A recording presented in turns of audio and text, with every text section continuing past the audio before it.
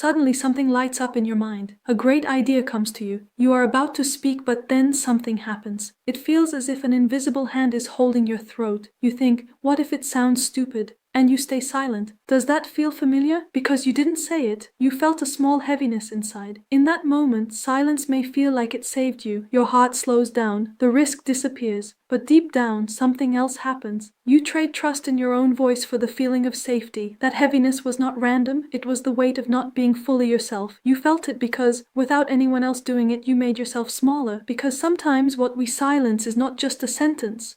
What we silence is our trust in ourselves. Many people explain this by saying, I'm just not a very confident person. I'm not good at expressing my ideas. What I say is not that important anyway. But here is the false belief. Silence is not always safety. Sometimes silence becomes a habit that makes you feel less valuable, while your mind is only trying to protect you. If this feels familiar, like this video, that way, I can create more deep and practical psychology content around the topics you actually need. And don't forget to subscribe to the channel. I want to mention one small but important detail. We do not always have to speak. We do not always have to show ourselves. Not everyone has to be bold, different, or constantly talkative. That is not what I mean. I am talking about the moments when you want to speak, but you silence yourself. Your brain is not sabotaging you. It may be trying to protect you from rejection, criticism, or humiliation. Because for the mind, social acceptance matters deeply. When there is a possibility of being excluded, criticized, or misunderstood, the brain can perceive it almost like a real threat. For your brain, it can feel like danger. That is why, sometimes, instead of sharing your idea, you choose silence. Because in that moment, your body tightens, your words get stuck. Your brain sends that signal to the body because it perceives the situation as unsafe. Silence feels relieving in that moment. Your heart beats more slowly. Nobody judges you. You do not take a risk. But in the long run, your brain learns something else. If I speak, it is dangerous. My idea is not safe. What comes from inside me is not worth expressing. And when this repeats, a person slowly begins to trust their inner voice less. Because this is not only about speaking, it is about the value you give to your inner world. When you keep suppressing an idea, a small conflict forms in your mind. One part of you says, I want to say this, but another part says, no, stay silent, stay safe.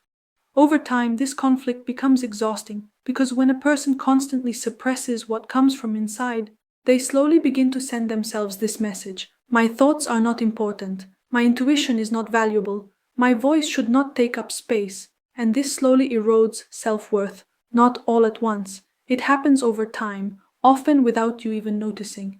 Even if it does not happen every single time you stay silent, your inner voice may slowly become quieter. You may begin to think, it probably won't matter anyway, and you may hold back your own ideas. But maybe your idea is actually more original than the others. You cannot show that if you never say it. In a way, you also hide your thoughts from other people. You do not show your real personality, and this can become a kind of social disappearance. The concept of social death usually means that a person loses their work, their social circle, and daily social contact until they no longer communicate with others. But I also believe something similar can happen when you are physically present. But you never show anything real from yourself. You erase your character from that space, and this has consequences. Loss of belonging. You may feel like you do not truly belong to any group, and this can damage emotional safety.